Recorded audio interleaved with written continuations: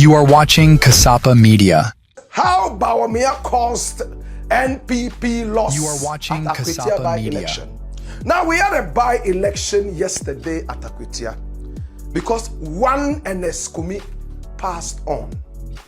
In fact, Eneskumi, my brother, my sister, was the MP, though disputed, for Akwatia. In fact, he struggled through thin and thin to remain as an MP. He was fought left, right, and center, even in the Parliament House. There were times that he was forced to leave because there was a warrant for him to be arrested. This is Ernest Yao Kumi. He died. And when he passed on, my brother, my sister, it was a very trying time for his family. Family crying left, right, and center, mourning him, and also for his party. But all other things remaining equal, there had to be a by-election no matter what for a replacement. My brother, my sister, and boom, there was time for action. One lawyer and another repackaged candidate locked horns, and they were supposed to be the two candidates vying for the top post at the by-election. Now, the interesting thing is that the original candidate who ran against Eneskumi and lost, my brother, my sister, and I ran to the courthouse to fight the case, had his lawyer this time round replace him in the name of lawyer Bernard. Now, Bernard came forward, and what was it? Many people were surprised. Oh, you were the one who a few days ago was defending your client against an election that you said was rigged. All of a sudden, you have replaced him. What happened? Well, the primaries decided that. Who chose him? But it looked like the NDC made a good choice. How about the other candidate? Oh, Asmedu. Very wonderful brother, repackaged and brought back to be able to stand and fight. That was where all the controversy was. Now, the two leading figures in the NPP vying for the top post of presidential aspirants, better still, presidential candidates of their party, Canada, Japan, and also Bawumia, were at Akwatia. Wow. They were talking to the people of Akwatia to do all they could to honor the spirit of Eneskumi.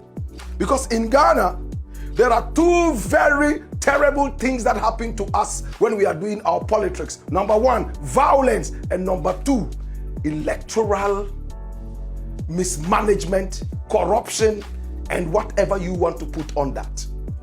If we are not violent at the polls, tearing down each other physically, sometimes guns are even blazing. Sometimes people even die, like in the days of Nana Addo Dankwa Akufo-Addo. Innocent souls went down the drain all because of elections. My brother, my sister, then we have some candidates who are buying votes left, right, and center, bringing all forms of electoral rigging machinery to be able to win elections. And I've always asked, now, when you rig elections and supposedly get declared as winner, how do you feel? Do you have any conscience at all? Or are you that idiot who is numb to every kind of stimuli or emotions or even conscience? My brother, my sister, hey, we saw it all at Akwatia.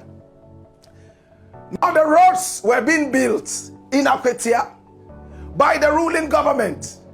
And we also have roads politics. When there is a by-election like that, the top spot to run to is the building of roads. You are watching Kasapa Media. My brother, my sister, in by-elections. So the NDC government started to build a certain kind of road in the area. And many said that if the road had to continue, it would depend so much on this election. But let us concentrate on the Akwatia by-election. The whole Ghana had its attention there Was there going to be violence? The IGP said, no way, no violence. And true to his word, we had heavy police presence at the scene. My brother, my sister, armed to the teeth. And it looked like everything was going on good, apart from a few skirmishes, which you wouldn't really call violence. It looked like it was okay. But in the run-up to the by-election, Kennedy Japan was there. He spoke to the people. He tried to convince them to vote for the NPP candidate, and Bawumia messed it all up. What did Bawumia say? He told the people who were mourning their son, one Akwatia, who had gone through thick and thin to be able to maintain his position as the honorable member of Akwatia. Bawumia told the people, you know what? It's the NDC that killed Akwatia. If you vote for the NDC, you are voting for the killers of your own son. He seemed to be saying, you have to vote for the NPP to honor the spirit of your son. The people got angry. We are mourning our son. In fact, and this is all you can tell us, is it a way to win votes? Are you politicking with the death of one of our very own? They got angry. Very, very angry. Now, Musa Dankwa had predicted that the NDC was going to carry the day, and it looks like he's the newest whiz kid of our elections. Oh, yes. My brother, my sister, people were angry with Bawumia. The family of Akwatia got mad. The people of Akwatia felt that they were being puppeted by the master puppeteer, pulling them from string to string, making them dance like Koliko. My brother, my sister, they were angry. But it didn't end there. Bickering in the party. Now there was one hairdresser called Amasei, who was also in the constituency. She was popular. Oh, Amasei went ahead to beat one of the hottest kingpins of the area politically, Baba Jamal. He was kicked out. And she took over. Hey! She became the MP for the area, right? This is Amasei. You see Amasei? Then Amasei, the hairdresser, was doing all she could. She was so popular. Eye Obano, eye Asieho. That was what everybody was saying around the time. And then she lost the primaries to Akwatia. And Akwatia now took over, ran the race, and won the elections, albeit disputedly. And he didn't have his peace because it was still being litigated in court. And many people thought that this lady would have been the best candidate to stand in the Akwatia elections. And so many people we spoke to in Akwatia said that they expected that this woman should have been repackaged and brought, and she would have been able to do the magic. After all, she one time unseated one of the kingpins of the NDC, Baba Jamal. But they didn't bring this woman. What was the reason? They said she is affiliated to Kennedy Ejapong.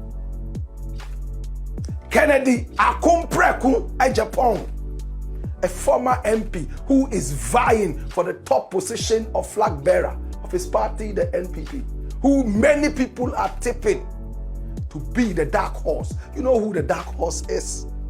My brother, my sister? Oh gosh. And because she's affiliated to this one, they said, oh no, we can't accept her. They rather went for the other guy, Asumedu, who, my brother, my sister, is said to be affiliated to Bawumia. So the NPP itself is divided into two factions, the Kennedy faction and the Bawumia faction. And even when they have to present candidates, they have to find out which candidate belongs to who and who doesn't belong to who supports who and who doesn't support who. Ken's candidate would have been Amasei, because naturally the people in the area said, oh, this is that candidate. And many people believe that Kennedy would have thrown a lot of support for this one. In fact, in terms of resources and everything. Kennedy went into the area in and out. Bawumia was also in the area, yes, doing his things, but he messed it up for them. Number one, the choice of the candidates. Number two, NDC killed your own Ernest Yao Kumi. Nobody wants to hear that, my brother, my sister. It's low-class politics. It is so demeaning, so infantile, so childish. Nobody expected that to come out of the mouth of a gentleman, so-called gentleman like Bawumia. At the end of the day, the NPP lost in its own stronghold. And look at it. Look at it. This man here called Kwame Asumedu, 15,235. A stronghold. In fact, a seat that was for the NPP. And then the lawyer, Bernard Bediako, had 18,199. My brother, my sister, he took the thing easy chop. But of course, there are allegations of vote buying. And some people are saying that litigation must go on. And this is Bernard Bediako Bedu declared Akwatia MP elect as it is right now on my birthday, the 2nd of September 2025. Are they going to litigate? Will they go to court like it happened in the case of Ernest Yao Kumi? And if it happens, it won't be a new thing. This was the same lawyer who was at the top of the litigation, supporting his client, who he believed had won the election. What is the relationship between lawyer and his client now? Are they okay? In fact, the other gentleman has been quiet for some time now. When is he going to speak? Are they going to be okay? And what does this victory mean for the NDC? It's simple. People are tired and fed up with the NPP. A useless government that was in power for 8 years and did nothing but stole from the average Ghanaian. We have a lot of thieves who are still being arrested left, right, and center by Iyoko. In the days of Nana Addo Dankwa Akufo-Addo, we saw women pack money under their beds. My brother, my sister, they had more money in their room than we had at the Bank of Ghana. My brother, my sister, in the days of Nana Addo Dankwa Akufo-Addo, we had little boys with sharp teeth in the west of Rawlings, who all of a sudden shot into riches, wealth, treasure. And when you look at the work that they did, they had nothing to really show for the wealth that they had made. My brother, my sister, corruption was on top. You are watching Kasapa Media. Disrespect for authority, arrogance. Ghanaians are still angry with the NPP. And I tell you, if there is going to be any by-election in any of the NPP constituencies, they will lose. Ghanaians are angry. The gods of Ghana are angry. The people of Ghana are angry. And that is what will happen to the NDC should they go the same line as the NPP. So far, so good. The dollar is still, in fact, in a beautiful romance with the Ghana cedi. The economy is showing signs of resurrection after 8 years of burial. My brother, my sister, is the black pot, aka Kukushoudemo. But will Bawumia still be the flag bearer? Or this Akwatia election has shown enough evidence that Bawumia has lost steam. A man who is repackaging promises and coming forward with a plethora of lies garnished in a Chinese porcelain pot and sent to the people. Kennedy says, should he become president of Ghana, which is a long shot, he will not take salary. Number two, he will not drive any state car. he will buy his own cars. And when he's leaving the presidency, he will leave all the cars for the government.